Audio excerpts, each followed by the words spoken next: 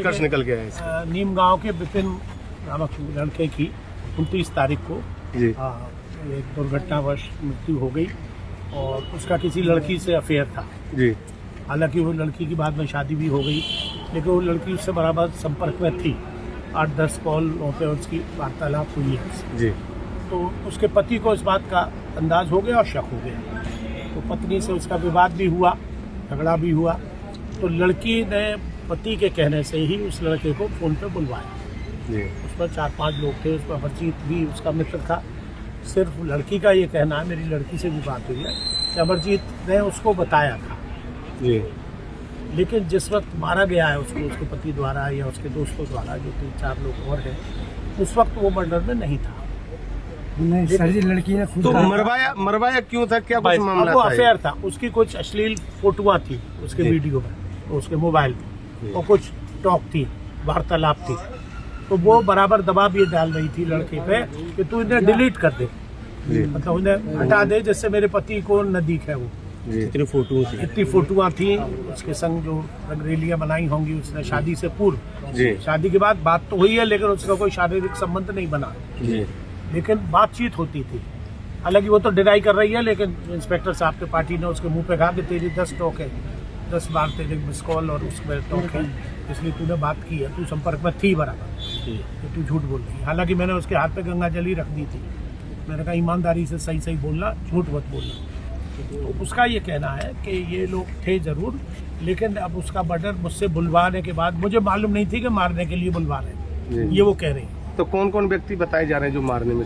4 लोग हैं, 5 लोग। उसमें एक तो मोनू है, मोनू उर्फ अमरजीत, वो तो मुख्य मुलजिम अमरजीत को उसके परिवारजन बता रहे हैं, वादी बता रहे हैं। तो जब वादी बता रहे हैं और उसका 5 एफिडेविट दे रहे हैं, तो उसको छोड़ने का कोई प्रश्न ही नहीं है। ये तो जांच तय करेगी, कोर्ट तय करेगा कौन दोषी है कौन निर्दोष है।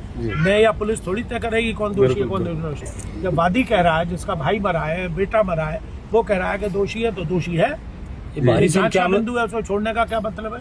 ये भारी संख्या में ग्रामीण एकत्रित हुए हैं, इसलिए हुए हैं कि वो लड़का, उसकी कहीं कोई बुराई नहीं थी, लेकिन हत्या की जड़ ये मोबाइल है जी। आजकल। यही नहीं, अभी एक और लड़की अड़िंग से गई थी, मैं जा रहा हूँ तो वहाँ उनका अड़िंग चौकी इंचार्ज भदौरिया का अभिनंदन करना, वो भी शादी लड़की थी, पढ़ती थी, उसको ले गए भगा के, गांव का ही लड़का भगा के ले गए। जो गांव के तो भाई बहन होते हैं, परिवार के लोग होते हैं। देहरादून से लड़की मिली है, परसों लेके आए, तो आज मैं जा रहा हूँ उनका स्वागत। तो ऐसी अनेकों ये वारदातें, मैं राजनीतिक क्षेत्र में हूँ, सामाजिक क्षेत्र में हूँ, आए दिन इन बच्चियों का शोषण हो रहा है। लड़कों पे एक फौजी थे, उनकी लड़की यहाँ सदर में रहती थी, वो एक पलवल का गुजर का लड़का था, वो भगा के ले गया।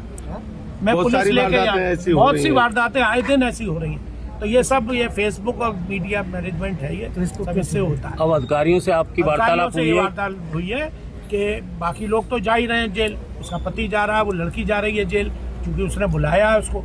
अब वो कह भले ही रही है कि मैंने इसलिए नहीं बुलाया था कि उसको मार दें, तो उसके मन में उसके प्रति अभी भी सॉफ्ट कॉर्नर लड़के के लिए है, मृतक के लिए।